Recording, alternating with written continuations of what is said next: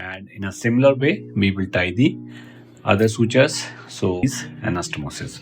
Tie these sutures at 12 o'clock. Again 6 to 8 knots under continuous jet of water. Be gentle, don't. So see, you can easily complete the anastomosis. Taken continue and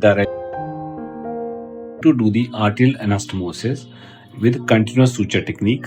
We have more understanding purpose. The graft on your right side is the afferent. So my needle is outside from the afferent. So again, adventitia you have to follow. So one end we have kept with the.